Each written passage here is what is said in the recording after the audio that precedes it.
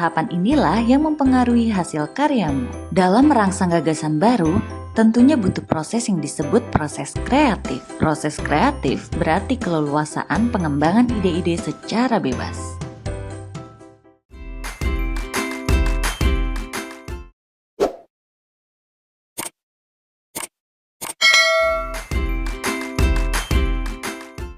Setiap orang pasti punya sisi kreativitas yang berbeda-beda.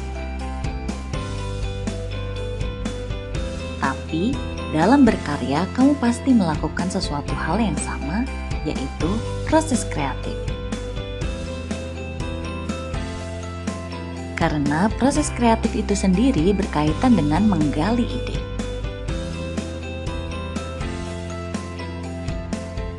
Dalam proses kreatif itu sendiri ternyata ada tahapannya loh, dan tahapan inilah yang mempengaruhi hasil karyamu. Dalam merangsang gagasan baru, tentunya butuh proses yang disebut proses kreatif. Proses kreatif berarti keleluasaan pengembangan ide-ide secara bebas. Jadi bukan hanya sebatas bagaimana menghasilkan sesuatu aja ya sob. Makanya proses berpikir kreatif itu sendiri ada tahapannya loh. Dan setiap tahapan bisa saja dilakukan berulang-ulang karena ada yang namanya trial and error. Apa aja sih tahapan-tahapan dalam proses kreatif? Yuk simak terus. Tahap proses kreatif yang pertama adalah persiapan. Tahap ini dimulai dengan menyerap informasi sebanyak mungkin. Misalnya, kamu ingin menggali ide soal aliran seni rupa. Berarti, kamu bisa datang ke pameran seni rupa. Experience itu yang akan melekat di benak kamu. Dan kamu juga bisa mencatatnya. Tahapan yang kedua adalah inkubasi. Ini merupakan step yang paling penting, terkadang bisa memakan waktu berhari-hari, karena ini bukan sesuatu yang bisa diburu-buru.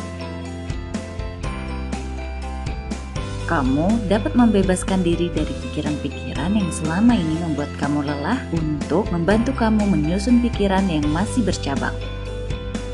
Alam bawah sadar kamu bekerja untuk mengolah informasi menjadi ide baru sehingga lebih mudah untuk menemukan ide-ide baru yang lebih fresh dan memiliki kolerasi untuk menyelesaikan suatu masalah. Yang ketiga adalah insight, bisa dibilang tahap pencerahan. Karena pemahaman kita sudah meningkat semua, ide-ide mulai muncul untuk saling melengkapi dan menyelesaikan satu permasalahan. Terkadang ide tersebut bisa muncul tiba-tiba kayak ilham dari Tuhan.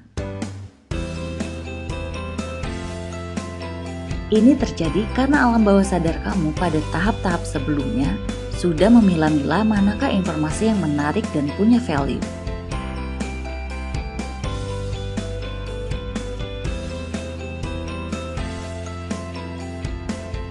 Jadi, kalau sudah di tahap ini, jangan lupa untuk catat ide kamu ya, supaya nggak lupa.